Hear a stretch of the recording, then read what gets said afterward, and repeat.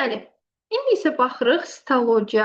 Deməli, biz dedik ki, bugün sitologiya bölməsini öyrənəcəyik. Bu mənim özümün hazırladığı PDF-dir. Hansı ki, dərslərimdə bu PDF-ləri özüm konspekt formasında hazırlayıram və o PDF-lər sizə dərslər vaxtında göndərilir.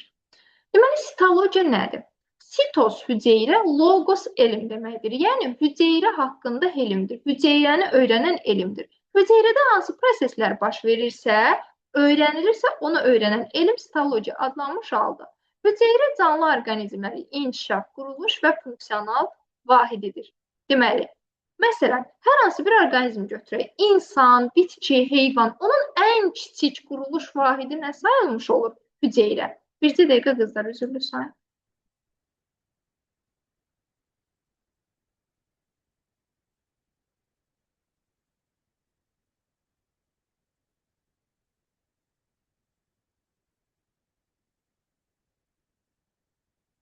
Deməli, ən kiçik quruluş vahidi sayılmış oldu hüceyrə. Hər hansı bir bitki, heyvan, hər hansı bir canlı götürək. Onun ən kiçik quruluş vahidi nə sayılmış olur? Təbii ki, hüceyrə sayılmış olur.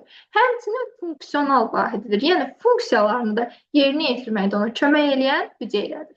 Sitologiya orqanizmlərin hüceyrələrinin quruluşunu, kimyəvi tərkibini, funksiyalarını və onların çoxalma və inkişafını ətraf mühitdən uyğunlaşma xüsusiyyətlərini öyrənən elmdir. Yəni, hüceyrədə baş verən bütün proseslər, quruluşu necədir, funksiyası necədir, kimyəvi tərkibi nədir, hər bir şey çoxalması necə gedir, inkişafı necə baş verir, bunların hər birini öyrənən elm nə olmuş oldu? Sitologiya. Deməli, canlılar olur bir hüceyrəli, bir də canlılar olur çox hüceyrəli. Kimsə deyəsən qoşuldu aramıza, Gülay adıyla. Bəli, salam. Salam Gülay, xoş gəlmisən. Deməli, əvvəlki hissənin də onsuz kaydını atacağam mən qrupa baxarsan. Nəsə sualın olsa səsi aç mütləq sualını ver, yaxşı? Hə. Deməli, canlılar olur bir hüceyrəli, bir də olur çox hüceyrəli. Bir hüceyrəli canlılara biz bilirik ki, canlılar 4 dənə aləmə bölünür. Bakteriyalar, göbələklər, bitkilər və heyvanlar. Bax, bu 4 aləmə bölünür. Bu 4 aləmin dördündə də bir hüceyrəli canlı var. Bakteriyaların hamısı bir hüceyrəlidir. Göbələklərin bir hüceyrəli nümayəndəsi var. Məsələn, mukor göbələyi. Heyvanların bir hüceyrəli nümayəndəsi var. Məsələn, adi amöb. Bitkilərin də bir hüceyrəli nümayəndəsi var. Məsələn, xlamidamonada xlorelli yosun. Məsəlcə nümayəndə göstərir. Deməli, bir hüceyrəliliyə 4 aləmin 4-ündə də rast gəldik. İndi gətirəm çox hüceyrəli. Çox hüceyrəli nədir? Çoxlu hüceyrələrdən təşkil olunur. Çox hüceyrəliyə isə bu 4 aləmin 3-ündə rast gələrəm. Çünki bakteriyaların hamısı bir hüceyrəlidir. Bakteriyaların çox hüceyrəli nümayəndəsi yoxdur. Əksər bitkilər, heyvanlar, göbələklər çox hüceyrəlidir. Hüceyrələr quruluşuna görə 3 dənə əsas hissədən təşkil olunur. Qlaf, sitoplazma və nüvə. Qlaf nədir? Qlaf hüceyrə, fərz edin ki, bu hüceyrədir. Hüceyrəni xarici təsirlərdən o örtən həmin bu qlafdır. Sonra hüceyrənin daxili möhtəviyyatını dolduran olur sitoplazma və hüceyrənin mərkəzində yerləşir nə? Nüvə. Mərkəzində də yerləşə bilər, kənar hissəsində də yerləşə bilər, fərqi yox. Əsasən mərkəzində deyirik nüvə. Nüvənin də içərisində olur irsi məlumat. Yəni, primitiv bir hüceyrənin 3 dənə əsas hissədən təşkil olunub, nüvə, sitoplazma, qlaf. Digər hissələrdə var, sadəcə olaraq burada ümumi biz deyirik. Sonra isə orqanoidlərinə baxacağıq. Deməli, biz dedik nüvə. Nüvə bütün hüceyrələrin nüvəsi olur. Formalaşmış nüvəyə sahib olan hüceyrələrə deyilir eukariot hüceyrələr və yaxud da eukariot canlılar. Eu yaxşı deməkdir, görünən deməkdir. Karyon sözünün mənası isə nüvə deməkdir. Eukariotlara, yəni formalaşmış nüvəsi olan canlılara 3 dənə aləmdə rast gələ bilərik. Bitkilərdə, heyvanlarda və göbələklərdə. Amma bakteriyalarda formalaşmış nüvə olmur. Onların nüvəsi yoxdur. Və bəzi orqanoidlərdə olmur. Qeyd edəcəm ki, hansı orqanoidlər olmur. Bakteriyalar, yadınızda saxlayın ki, membranlı orqanoidlərə sahib deyirlər. Bakteriyalar ilk yaranan canlılardır. primitiv canlılar olduğuna görə onlarda membranlar olmur. Belə orqanizmlər prokaryotlar, pro əvvəl, qədər, karyon isə nüvə deməkdir. Deməli, prokaryot nə deməkdir? Formalaşmış nüvəsi olmayan canlılar. Ona görə də sözün mənasına baxın, pro, qədər əvvəl, yəni nüvəyə qədər, nüvədən əvvəl. Karyon isə nüvə deməkdir. Yəni, bunların formalaşmış nüvəsi yoxdur. Bir də var viruslar. Eukaryotlarla prokaryotlar sizə aydın oldu nə deməkdir? Qızlar, Bəli. laf yaxşı. Bir də var viruslar. Viruslar hüceyrəvi quruluşa malik olmayan canlılardır. Bunlar hüceyrəvi quruluşa malik deyirlər. Yəni, biz deyə bilmərik ki, viruslar hüceyrədən təşkil olunur. Viruslar elə orqanizmlərdir ki, olan hüceyrədən kənar nə qidalanmaz, nə tənəffüs eləməz, nə çoxalmaz, nə inkişaf eləməz, heç bir şey yerinə yetirmir kənardan. Nə zaman ki, daxil olur sahib orqanizmə və biz bilirik ki, viruslar xəstəliklər törədir də, nə zaman ki, daxil olur bir orqanizmə, o zaman başlayır çoxalmağa, inkişaf eləməyə, bu formada. İnkişaf deməyə, çoxalmağa, özünü törətməyə. Amma yenə də onlarda qidalanma, digər həyati proseslər olur. Ona görə də deyirlər ki, viruslar hüceyrəvi quruluşa malik orqanizmlər deyil. Həmçinin virusları 4 dənə aləm saydığa göbələk, bakteri, bitkilər, heyvanlar. Bu 4 aləmin 4-ündən heç birinə də aid etmirlər. Çünki bunlar hüceyrəvi quruluşlu deyirlər ona görə. Viruslarda sitologiya elmi öyrənməz. Virusları öyrənir virusologiya elmi.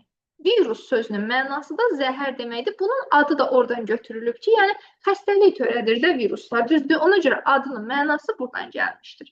Zəhər deməkdir. Sonra burada baxırıq. Ümumiyyətlə, sitologiya elminin inkişafı necə baş verir?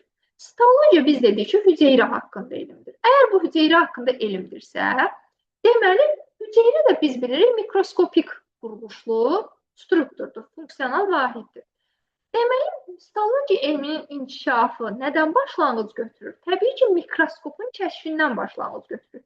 Gərək mikroskop kəşf olunsun ki, mikroskopla hüceyrə tədqiq olunsun, onun daxili quruluşu, quruluşunda baş verən proseslər öyrənilsin və sitologiya elminə təkan vermiş olsun.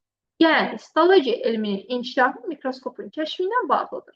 Və ilk mikroskop deməyək də, primitiv mikroskop deyək, kəşf olunub Zaxari Yansenin övladları tərəfindən. Zaxari Yansen eynək ustası idi. Onun oğlanları həmin Zaxari Yansenin iş yerində olarkən bir borunu götürüblər, uzun bir borunun bu tərəfinə, o tərəfinə eynəkdə olan şüşələri yerləşdiriblər. Sonra hər hansı bir obyektə baxanda görürlər ki, deməli, bu obyekt daha bəyəldilmiş versiyada görürlər bu obyekti. Ona görə də bəyəldilmiş versiyada gördüklərinə görə də deməli, bunun ilk mikroskopu kəşfi Zaxari Yansenin övladları ilə bağlı olmuşdur. İlk dəfə hüceyrə terminini elmə gətirənisi olub Robert Hooke. İlk dəfə hüceyrə terminini elmə gətirənisi olub Robert Hooke. Robert Hooke nə edib? Mikroskop altında ağacın mantar kəsiyinə baxıb. Mantar kəsiyi nədir bilirsiniz? Məsələn, ağacın falan gövdə hissəsində tünd qəhvəyi rəngdə olan qabıq hissəsi var. Ora deyilir mantar. Həmin o mantar kəsiyinin hüceyrələri də ölüdür. Canlı deyil, ölü hüceyrələrdir. O mikroskop altında həmin mantar kəsiyinə baxıb, görüb ki, belə oyuq-oyuq, nələrsə oyuq-oyuq bir şeylər görüb. Və bunu adlandırıb hüceyrə, sitos. Və bu formada belə bir şeylər görüb və bu da ölü hüceyrələr idi. Yadınızda saxlayın ki, sual düşə bilər. Robert Hooke ilk dəfə canlı hüceyrəni görüb, bu səhv fikirdir. Robert Hooke ilk dəfə ölü hüceyrəni görüb. Çünki ağacın mantar kəsiyinə baxın, mantar kəsiyinin hüceyrələri də ölüdür. Sonra, nə oldu Robert Hooke? İlk dəfə hüceyrə terminini elmə gətirdi. Bu da sitologiyanın, belə deyək də, təkmilləşməsinə təkan verdi. İlk canlı hüceyrəni kim kəşf edib? İlk canlı hüceyrəni Antoni van Leeuwenhoek kəşf eləmiş olub. Leeuwenhoek özünün düzəltdiyi mikroskopda, onun mikroskopu da obyekti 270 dəfəyə qədər böləldə bilirdi. Yəni, cismin ölçüsü nə qədər idisə, mikroskop altında baxanda 270 dəfəyə qədər böləldə bilirdi. Amma canlı hüceyrəni görən Leeuwenhoek. Ölü hüceyrəni görən kim olub? Gülay. Robert Hooke. Bəs canlı hüceyrəni görən kim olub? Anthony Van Leeuwenhoek. Leeuwenhoek. Və Leeuwenhoek'un gördüyü ilk canlı hüceyrə yadınızda saxlayın ki, heyvanlar, bir hüceyrəli heyvanlar olub. O həmin o heyvanları yağış suyunda görüb. Onu adlandırıb kiçik animalyusklar. Animalyusk yəni heyvancıqlar adlandırıb və bu da olub ilk canlı hüceyrə. Deməli, sonra gəlirik burada hüceyrə nəzəriyyəsinə. Sizə dərslikdən də deyəcəm hansı mövzuları oxumaq lazımdır. PDF-dən də hara qədər keçdiyimsə, ora qədər öyrənmək lazımdır. Dərsimiz olacaq bir də ikinci gün. Deməli, dərsimiz 2-5-ci gün saat 14:00-dadır. Deməli, Şvanla Şleyden. Şleyden bitki hüceyrəsinin tədqiqatını aparıb ayrılıqda, Şvan isə heyvan hüceyrələrinin tədqiqatını aparıb. Və onlar öz biliklərini ümumiləşdiriblər, yaradıblar hüceyrə nəzəriyyəsini. Bu hüceyrə nəzəriyyəsinin 4 dənə müddəası var. Və biz bu müddəanın 4-ünü də əzbər bilməliyik. Eyni zamanda ardıcıllıqla bilməliyik. Yəni, 4-cü müddəanı gəlib mən birinci yerdə deyə bilmərəm. Sual düşəndə düşür. Məsəl üçün, hüceyrə nəzəriyyəsinin birinci müddəası belə-belə olur. Yəni, bu formada suallar düşə bilər. Ona görə biz ardıcıllıqla öyrənməliyik bu müddəaları. Birinci müddəada nədir? Deyir, hüceyrə, deməli, hüceyrə nəzəriyyəsini yaradan kimlər olub? Şvanla Şleyden. Amma bu nəzəriyyənin formalaşmasında digər alimlərin də rolu olub ki, hansı ki, dərslikdə bu formada yazmayıb. Mənim o qırmızı qələmlə yazdığım hissələr ki var alimlərin adı. Amma dimin test toplusunda buna aid suallar saldım. Mən ona görə bu konspektləri hazırlayıram ki, çünki dimdə daha geniş suallar verilir. Amma dərslikdə o formada yazmayıb da. Dərslikdə şəklin içindən də sual çıxarıla bilir və yaxud da cümlə çıxarırlar. Ona görə, yəni diqqət yetirin.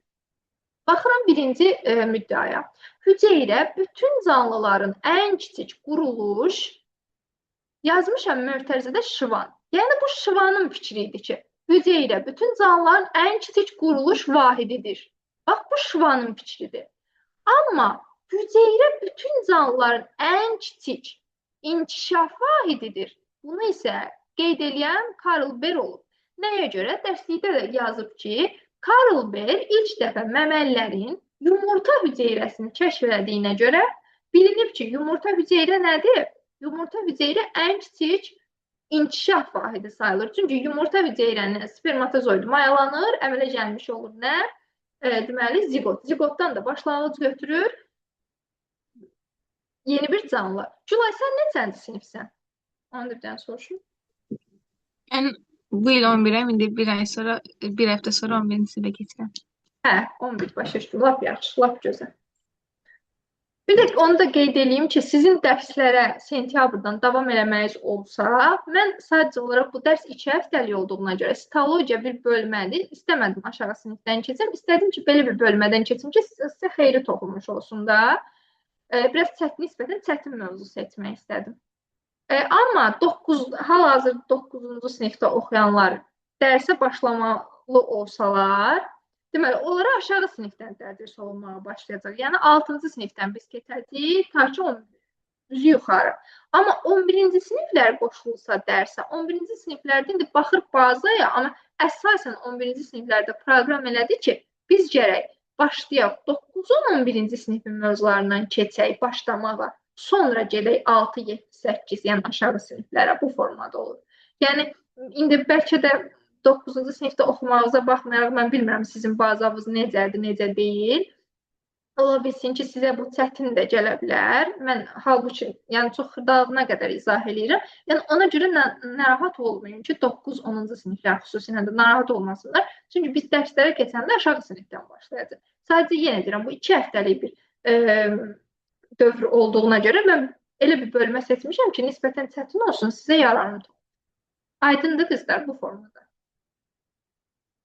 Deməli, ikinci müddəa. Bütün orqanizmlərdə hüceyrələr quruluşuna, kimyəvi tərkibinə, həyat fəaliyyətinə və maddələr mübadiləsinin gedişinə görə oxşardır. Bunu da deyib Şvan. Deməli, nədir? Bitki hüceyrəsində də, heyvan hüceyrəsində də, yəni təkcə hüceyrədən söhbət gedir. Hüceyrənin quruluşuna baxanda nüvə, sitoplazma qlafdan təşkil olunur, düzdür? Quruluşu demək olar ki, hamısında eynidir. Kimyəvi tərkibinə baxanda baxırsan ki, oxşardılar. Eyni yox, oxşardılar bir-birinə. Eyni ola bilməzlər, müxtəlif aləmlərdə müxtəlif, amma oxşardılar da. Həyat fəaliyyəti oxşardı, maddənin mübadiləsinin gedişi oxşardı. Buna fikri də deyib Şivan. Üçüncü müddəa, hüceyrələrin çoxalması onların bölünməsi yolu ilə baş verir. Hər bir yeni hüceyrə bölünmə yolu ilə ana hüceyrədən, yəni zigotdan başlanğıc götürüb, bunu da deyib Virxov. Bunu demiş olub Virxov. Bunu yaddan çıxarmırsınız. Burada belə bir qeyd yazmışam. Şivan və Şreyden səhvən belə hesab edirdilər ki, hüceyrəvi quruluşa sahib orqanizmlər qeyri-hüceyrəvi quruluşlu maddələrdən əmələ gəlib. Düzdür, hüceyrə nəzəriyyəsinin banisi Şivanla Şreydendir. Amma onların belə bir səhv fikri olub ki, onlar elə bilirdilər ki, məsəl üçün nə deyirdi Şivanla Şreyden? Tutalım, bitki canlıdır. Deyir ki, bitkinin canlı hüceyrəsi cansız bir şeydən yaranıb. Qeyri-hüceyrəvi quruluşlu bir şeydən yaranıb. Ax, bu fikir səhvdir. Bunu təkzib eləyən oldu Virxov. Virxov onların bu düşüncəsini təkzib elədi. Dedi ki, siz səhv deyirsiniz. Və neynəmiş oldu? Dedi ki, hər bir yeni hüceyrə bölünmə yolu ilə ana hüceyrədən yaranır. Burada da ana hüceyrə nəzərdə tutur zigotu. Zigot bölünür, yeni hüceyrəyə başlanğıc vermiş olur. Dördüncü müddəa, mürəkkəb quruluşlu çoxhüceyrəli orqanizmlərdə hüceyrələr yerinə yetirdikləri funksiyalarına görə ixtisaslaşaraq toxuma və orqanlar əmələ gətirirlər. Hələ bax, bura qədər cümləyə baxaq. Deyir, mürəkkəb quruluşlu çoxhüceyrəli orqanizmlər. Bütün orqanizmlər çoxhüceyrəlidir? Təbii ki, yox. Bir hüceyrəli orqanizmlər də var. Və yaxud da bütün canlıların ixtisaslaşan toxuma və orqanı olur? Xeyr, bütün canlıların toxuma və orqanı yoxdur. Bunlar da bir-biri ilə sinir və humoral sistemlə tənzimlənir. İndi sual verilir. Bütün canlılarda sinir sistemi bəs var? Xeyr, bütün canlılarda sinir sistemi yoxdur. Ona görə nə olmuş olacaq? Deməli, buradan belə bir nəticə çıxarırıq ki, bax, bu dördüncü müddəanı biz bütün canlılara aid edə bilmərik. Hansı canlılara aid edə bilərik və yaxud da edə bilmərik? Və deyir, mürəkkəb quruluşlu çoxhüceyrəli orqanizm. Deməli, bu müddəa bir hüceyrəli canlılara aid deyil. Bir hüceyrəliləri çıxdıq, aid deyil. Sonra ixtisaslaşaraq toxuma və orqan əmələ gətirənlər. Hansı ki, süngərlər, bağırsaq boşluqlar, göbələklər, yosunlar, bunlarda toxum yoxdur, toxuma yoxdur, orqan yoxdur. Deməli, biz bu canlı qruplarını da bu müddəaya aid edə bilmərik. Sonra gəldi, sinir və humoral yolla tənzimlənir. Sinir sistemi olmayan canlılar var. Hansı ki, bitkilərdə sinir sistemi yoxdur. Heyvanlardan yastı qurdlar tipinə qədər sinir sistemi yaranmamışdır. Deməli, bu müddəa kimlərə aid olmadı? Bax, yazıq. Bir hüceyrələrə aid deyil və ya bütün çoxhüceyrəlilər toxuma və orqanlara malik deyil. Göbələk, yosun, süngər, bağırsaq boşluqlar aid deyil bu müddəa. Sinir sistemi olmayan heyvanlar, yastı qurdlar tipinə qədər heyvanlarda sinir sistemi mövcud deyildir. Yəni, o canlılara bu dördüncü müddəa aid deyil. Aydındır. Bura qədər qızlar, nəsə sual varsa buyurun. Xeyr, yoxdur. Lap yaxşı. Gəldi indi biz dedik ki, bütün hüceyrələr üç əsas hissədən təşkil olunur. Nüvədən, sitoplazmadan və qlafdan. Baxıram ki, qlafa. Qlaf özü neynir? Hüceyrəni xarici təsirlərdən qoruyur. Onun xarici hissəsidir. Xarici mühitdən ayıran hissəsi qlafdır. Qlafın özünün olur xarici hissəsi, bir də olur daxil hissəsi. Mən bunu necə izah edirəm? Bax, var məsələn qapı. Qapının var bir otağa tərəf olan hissəsi. Hansı hissəsidir? Onun daxil hissəsi. Bir də var otağın kənarına baxan hissəsi. O nədir? Onun xarici hissəsi sayılmış olur. Bu qlafın xarici hissəsi bitkilərdə, göbələklərdə, bakteriyalarda adlanır hüceyrə divarı. Hüceyrə divarda sərt olur, möhkəm olur. Yadınızda saxlayırsınız ki, sərt olur, möhkəm olur. Heyvanlarda isə adlanır glikokaliks. Heyvanlarda hüceyrə divarına rast gəlinməz. Biz buradan hansı nəticəni çıxara bilərik? Bax, 4 dənə aləm var. Bitkilər, göbələklər, bakteriyalar və heyvanlar. Deməli, 4 aləmin üçündə hüceyrə divarına rast gəlindi. Bitkilər, göbələk və bakteriyalarda. Amma bir dənəsində heyvanlar aləmində hüceyrə divarına rast gəlinməz. Qılafın daxili hissəsi isə adlanır plazmatik membran və plazmatik membran bütün canlıların hüceyrələrində mövcuddur. Yəni, hansı hüceyrə ki canlıdır, ilk onun plazmatik membranı var, istisnasız olaraq. Amma ölü hüceyrənin plazmatik membranı olmaz. Bax, belə bir iki dənə fikir deyə bilər sizə. Bütün canlıların hüceyrələrində plazmatik membran mövcuddur. Bu fikir düzgün fikirdir. Bir dənə də belə bir fikir deyə bilər. Canlıların bütün hüceyrələrində plazmatik membran mövcuddur. Bu fikir səhv fikirdir. Nəyə görə? Bax, fərz eləyək ki, tutalım bir də ağac. Ağac özü nədir? Canlıdır, düzdür? Ağacın ölü hüceyrəsi yoxdur. Təbii ki, var. Məsələn, o mantar qatı ölü hüceyrələrdən təşkil olunur. Ölü hüceyrənin plazmatik membranı olar? Təbii ki, yox. Ölü hüceyrədə plazmatik membran nə gəzir? Deməli, canlıların bütün hüceyrələrində plazmatik membran mövcuddur. Səhv fikir sayılmış olur. Aydındır qızlar sizə? Bəli. Lap yaxşı. Glikokaliks kimyəvi tərkibləri nədən təşkil olunub? Zülallardan, bir də lipidlərdən. Zülal və lipidə malik polisaxaridlərdən. Yəni nə deməkdir? Ya zülalla polisaxarid birləşir, əmələ gətirir glikokaliksi, ya da lipidlə polisaxarid birləşir, əmələ gətirir glikokaliksi. İndi bax, biz dedik ki, bitkilərdə, göbələklərdə, bakteriyalarda hüceyrə divarı var. Hüceyrə divarı bəs kimyəvi tərkibinə görə nədən təşkil olunub? Bitkilərdə təşkil olunub sellulozadan, göbələklərdə təşkil olunub xitindən, bakteriyalarda təşkil olunub peptidoglikandan. Və bunların üçü də selluloza, xitin, peptidoglikan. Üçü də bunların karbohidratdır. Yadınızda saxlayın. Gəldik. Baxırıq burada plazmatik membranın funksiyaları. Birinci funksiya səd funksiyasıdır. Səd nədir? Yəni, hüceyrəni xarici təsirdən qoruyur, onu ayırmış olur. Sonra gəlir fotosintezə, bir də tənəffüsə xidmət edir. Hansı ki, bakteriyalarda plazmatik membran, bax bu plazmatik membran deyil, içəriyə doğru, hüceyrənin içərisinə doğru çökə bilir bəzən, tutalım.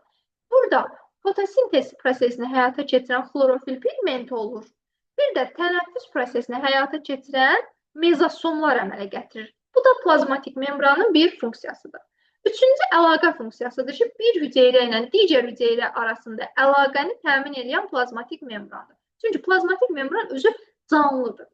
Dördüncü siqnal funksiyasıdır ki, plazmatik membranın tərkibində olan müəyyən kimyəvi birləşmələr siqnal rolunu oynayır. Yəni, tutan hüceyrənin xaricində hər hansı bir maddə var.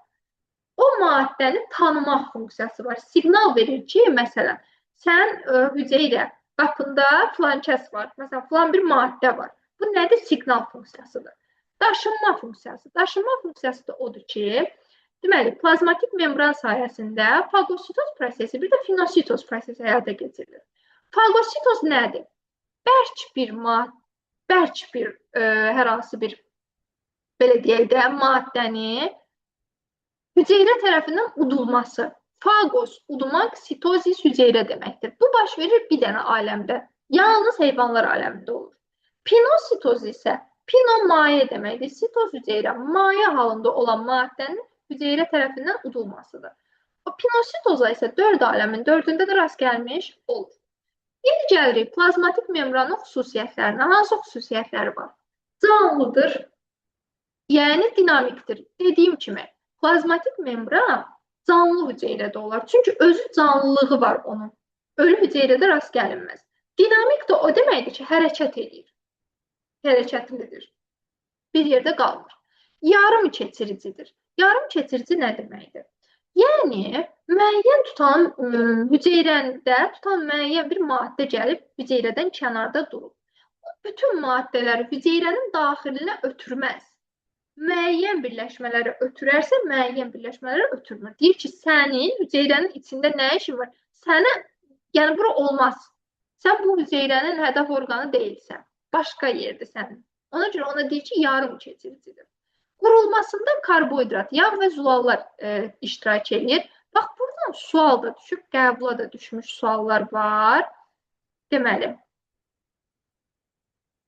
Baxıram burada. Plazmatik membranın indi sizə şəklini göstərmək istəyirəm. Bizə dəqiqə bir dənə burada mündəricatda baxım səhifə neçədədir. Mənim yanımda kitab yoxdur.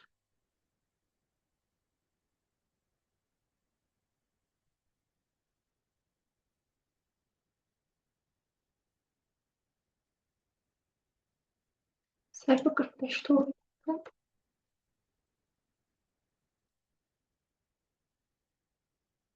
Baxın, plazmatik membranın baxın quruluşuna baxın. Budur. Plazmatik membran nədən təşkil olunur? Zülallardan, hansı ki mavi, yaşıl, sarı rənglərlə verilən zülallar. Polisaxaridlərdən, polisaxarid karbohidrata deyilir. Karbohidratın formasıdır polisaxarid. Bir də lipidlərdən. Və yadında saxlayın ki, bax bir dənə söhbət bir plazmatik membrandan gedir. Bir dənə plazmatik membranda. Olur 2 dənə lipid cərgəsi, 2 cərgədə düzülmüş lipid molekulları. Bax bu birinci cərgədir. Bu da ikinci cərgədir. Deməli 2 cərgədə düzülmüş lipid molekulları. Amma bu 2 cərgə ikisi birində deyilir ki, bir dənə qatdır. Bir dənə qat. Deməli, plazmatik membranın quruluşuna baxsaq, 2 cərgədə yerləşmiş, amma ümumilikdə bir qatdan təşkil olmuş lipid molekulları, zülallar və zülallara birləşmiş, arasında nizamsız yerləşmiş polisaxaridlər, yəni karbohidratlardan təşkil olunmuşdur. Aydındır. Aydındır qızlar. Bəli. Şimdi bununla bağlı sual verəcəm. Görün nə dərəcədə aydındır. Bax, bu dediyim bir dənə plazmatik membran üçündür. Mən sənə desəm ki, Hürü, söhbət 3 dənə plazmatik membrandan gedir. Burada neçə dənə lipid qatı olar?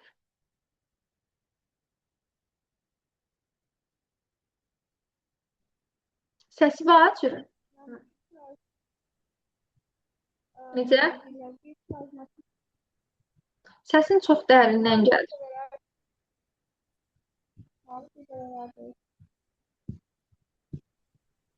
Sən səsimi bağla, düzəldərsən. Çünki səsimi mən heç cür eşidə bilmirəm. Çox dərindən gəlir sənin səsin.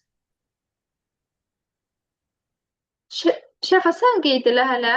3 dənə plazmatik membran deyirəmsə, burada neçə dənə? 3 dənə qat olacaq müəllimə. Ay, sağ ol. 3 dənə qat olacaq. Bəs neçə dənə cərgə lipid olar? 6 dənə. Ay, sağ ol. 6 dənə. İndi Şəfa, mən deyirəm ki, sənə bir membranlı orqanoidin içərisində olan bir maddə gəlir 2 membranlı başqa bir orqanoidin içərisinə keçir. Bu zaman o neçə dənə membran qatından keçmiş olar? 2 dənə müəllim. Bax, bir membranlı bir dənə orqanoid deyirəm, onun içərisində olan bir maddə çıxır, 2 membranlı orqanoidin içərisinə daxil olmuş olur. Neçə dənə membran qatından keçər? 3 dənə. Aysa 3 dənə də. Niyə? Bir membranlı orqanoidin daxilindən çıxanda bir dənə membran qatından keçmiş oldu. 2 membranlı orqanoidin isə daxilinə keçdi. Bu zaman 2 dənə membrandan da oradan keçmiş oldu. Ümumilikdə 3 dənə membran qatından. İndi Gülay denən, bu zaman o neçə dənə lipid cərgəsindən keçmiş olar? 9. 9, Yo, 6. 6. 6. Bir dənə membranda 2 dənə cərgə var, düzdür? 3'ü vurarsan 2'ye, 6. Yenə deyirəm, bax bir dənə plazmatik membranda 2 cərgədə düzülən, amma bir dənə qatdan təşkil olunan lipid molekulu var. Və bunu da bu formada yadınızda saxlayın. Bax, qapı, düzdür? Qapının o tərəfi də var, bu tərəfi də var, düzdür? Fərz elə ki, bu cərgə sayılmış olur. O tərəfi də var, bu tərəfi də var. Neçə dənə qapının tərəfi var, üzü var? 2 dənə üzü var. Amma neçə dənə qapı sayılmış olur o ümumilikdə? Bir dənə qapı sayılmış olur. Bax, mən tutalım sənə deyirəm ki, mən bu otaqdan çıxdım. Elə fərz elə ki, o maddədir. Deyirəm ki, mən bu otaqdan çıxdım, keçdim o bir otağa. Mən neçə dənə qapıdan keçmiş olacağam? İki dənə qapıdan keçəcəyəm, düzdür? Amma otağın qapısının neçə dənə tərəfi var? Bu qapının da iki dənə tərəfi var, o qapının da iki dənə tərəfi var. Fərz edin ki, onu lipid cərgəsi ilə əlaqələndirin. Aydındır qızlar? Bəli. Lap yaxşı. Bu da oldu, deməli, plazmatik membran. O şəkilə də diqqət yetirin. Ümumiyyətlə, dərsləri öyrənəndə şəkillərə diqqət yetirin. Şəkilli suallar imtahanda çox düşür. Gəldik hüceyrə divarına. Hüceyrə divarı dedik, hansı canlılarda olur? Gülay, sən dinə. Hansı canlılarda biz rast gəldik hüceyrə divarına? Bitkilerde idi, göbələklərdə idi, bir də bakteriyalarda. Ay sağ ol, bitkilərdə. Göbələklərdə bir də bakteriyalarda. Heyvanlarda hüceyrə divarına rast gəlmir. Funksiyası nədir? Hüceyrəni xarici təsirlərdən qorumaq. Xüsusiyyəti necədir? Cansızdır. Plazmatik membran canlıydı, amma hüceyrə divarı isə cansızdır. Sonra möhkəmdir. Plazmatik membran elastikidir. Məsələn, öz dərinizdən bilin. İnsan da heyvanlar aləminə aiddir də. İnsanda da hüceyrə divarına rast gəlinməz. Çünki bax, fikir ver, biz bədənimizə xaricdən əl vuranda yumuşaqdır da, sərt deyil ki. Çünki biz də heyvanlar aləminə aidik və insan bədənində də hüceyrə divarına rast gəlinməz. Ona görə deyir ki, möhkəmdir. Tam keçiricidir. Yəni, içəriyə kimi gəlsə buraxacaq. Nəsə ayrı-seçkilik salmır ki, ay sən keç, sən keçmə. Hüceyrədə kimi istəsə buraxır. Tam keçiricidir. İşıq mikroskopunda görünür. İşıq mikroskopu, belə deyək də, daha az böyütmə dərəcəsinə malikdir və hüceyrə divarı da nisbətən qalın olduğuna görə işıq mikroskopunda asanlıqla görünə bilir. Amma plazmatik membran daha nisbətən elektron mikroskopunda görünür ki, onu daha çox böyütmək lazımdır. Tərkibi rast gəlinən aləmə görə dəyişir. Bax, biz onu yuxarıda qeyd elədik. Dedik ki, bitkilərdə sellulozadan, göbələklərdə xitindən, bakteriyalarda peptidoglikandan təşkil olunur. Bu da onun kimyəvi tərkibidir, yəni hüceyrə divarının kimyəvi tərkibidir. Sonra gəldik funksiyalarına. Deməli, hüceyrəni xarici təsirlərdən qoruyur, hüceyrəyə forma verir və hüceyrənin həddindən artıq su almasının qarşısını alaraq hemolizin qarşısını alır. Bu nə deməkdir?